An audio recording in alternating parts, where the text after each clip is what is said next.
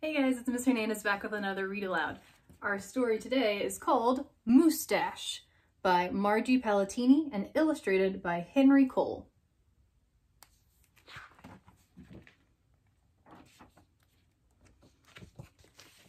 Moose had a problem, a horrible, hairy, prickly problem.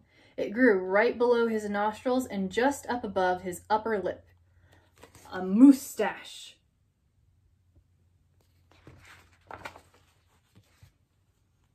Now, not a few spare hairs or a shy little stubble. No mere weak, wondering whiskers on that upper lip of this moose.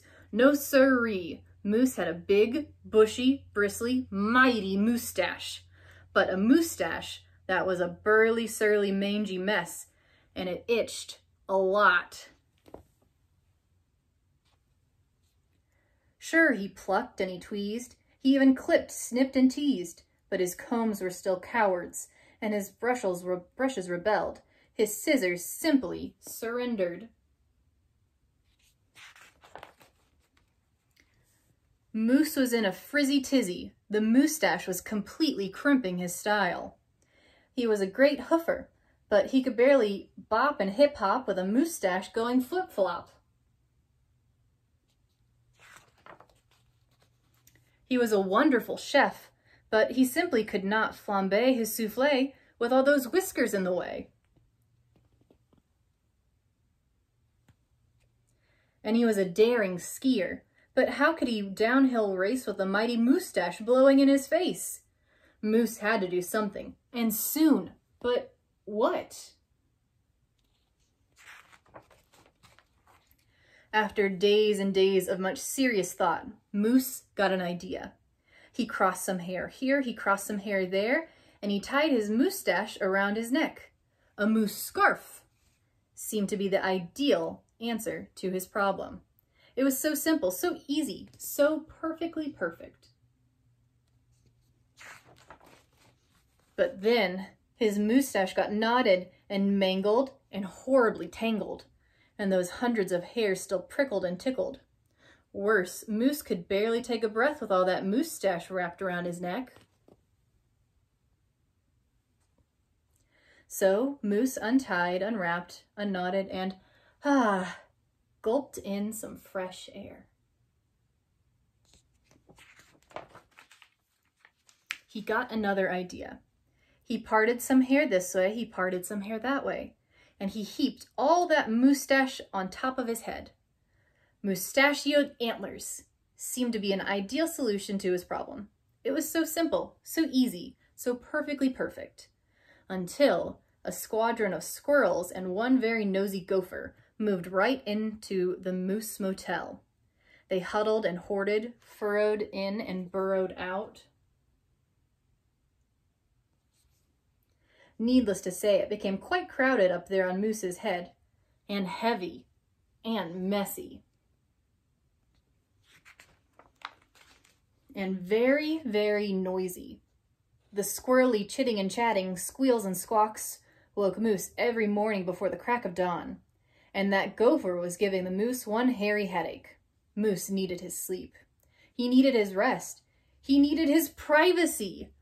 Moustachioed antlers, nuts, said Moose. So he unparted and unpiled, untwisted and untwined, and said adios to the hairy horns.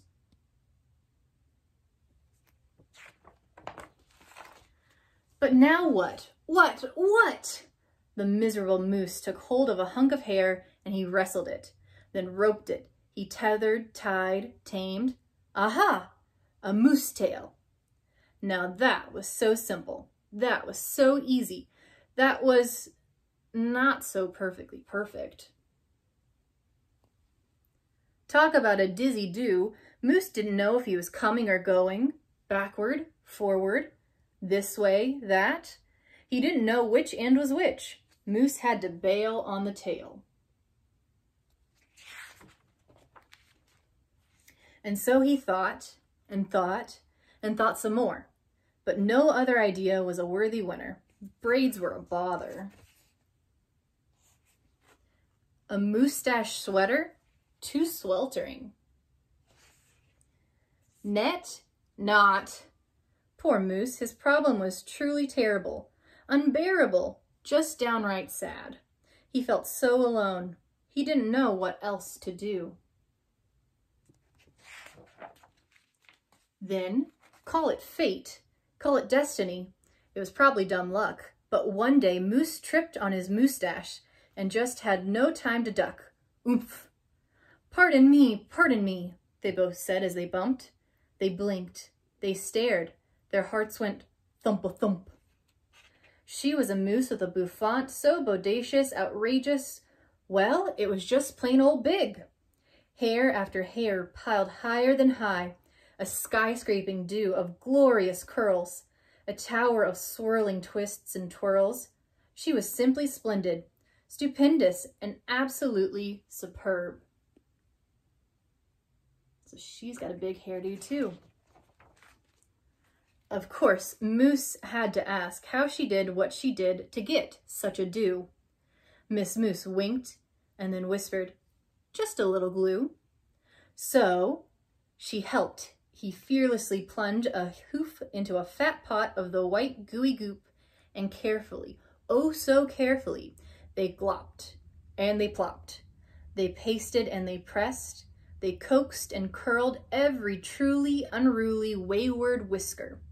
Around and around they tweaked and twirled those horrible hairs until Moose's once mangy mess was now a wondrous winding wave of marvelous moustache. Moose gazed in the mirror and smiled a broad moosey smile.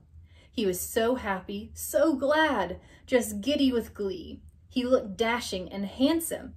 Moose gushed, "Is that really me?"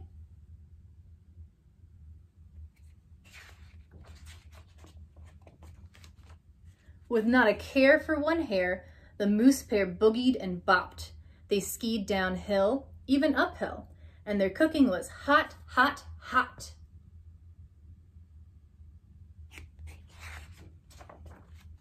So of course it wasn't long after that Moose and his moustache and his beautiful bride fox-trotted and tangoed and waltzed down the aisle. Good hair days, bad hair days, they vowed to love and to cherish. With hearts heaped with love and pots filled with goop, they both sighed, "I do," glue, and promised never to part. It was so simple, so easy, so perfectly perfect, and it stuck. And that's the end of our story. I like this story because it's so silly. All right, well, I guess I can take my mustache off now. Uh-oh. I'll see you guys later. Bye.